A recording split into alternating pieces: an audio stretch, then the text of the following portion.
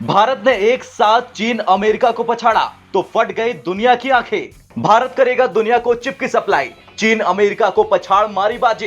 टूटा अमेरिका का सपना, फूटे चीन के आंसू। भारत ने मारा चीन के नहले पे दहला।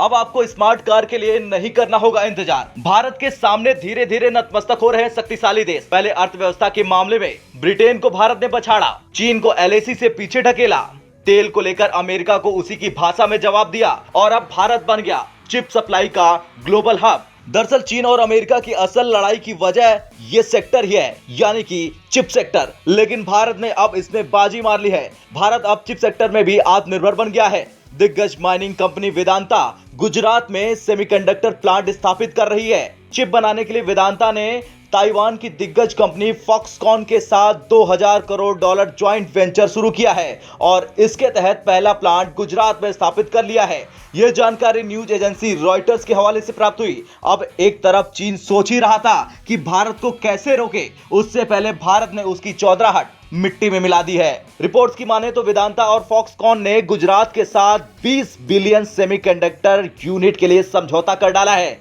भारतीय समूह वेदांता और इलेक्ट्रॉनिक्स विनिर्माण क्षेत्र की दिग्गज फॉक्सकॉन ने राज्य में सेमीकंडक्टर और डिस्प्ले एफबी विनिर्माण इकाई लगाने के लिए गुजरात सरकार के साथ सहमति ज्ञापन पर हस्ताक्षर कर दिए हैं। गांधीनगर में आयोजित समारोह में रेल संचार, इलेक्ट्रॉनिक और सूचना प्रौद्योगिकी मंत्री अश्विनी वैष्णव की मौजूदगी में एमओयू पर हस्ताक्षर किए गए। मुख्यमंत्री भूपेंद्र पटेल ने इस मौके पर कहा, दोनों कंपनियां गुजरात में ये संयंत्र लगाने पर 1,54,000 करोड़ रुपए का निवेश करेंगी। इससे 1 लाख रोजगार के अवसरों का सृजन होगा। राज्य सरकार इसके लिए पूरा सहयोग उपलब्ध कराएगी।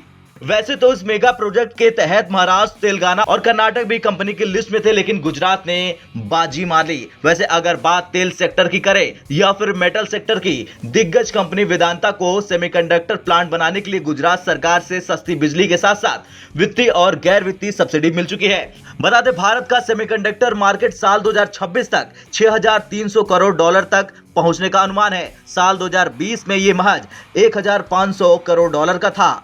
अभी दुनिया के अधिकतर देश चिप की सप्लाई के लिए ताइवान जैसे कुछ देशों पर निर्भर हैं और अब जब सेमीकंडक्टर निर्माण यूनिट स्थापित करने का कदम सफल हो गया है तो यह भारत के लिए एक बड़ी उपलब्धि है। अमेरिका के बाद ताइवान की कंपनी द्वारा किसी दूसरे देश में स्थापित किया जाने वाला गुजरात दूसरा केंद्र बन गया है।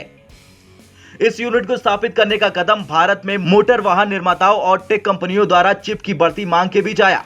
आज का भारत इतना शक्तिशाली है कि उसे रोकना नामुमकिन हो गया है और ये बात खुद चीन भी जानता है। लेकिन ताइवान, जो कि चीन की कमजोर नस है, उसे भारत बार बार दबा रहा है। ब्यूरो रिपोर्ट, भारत तक।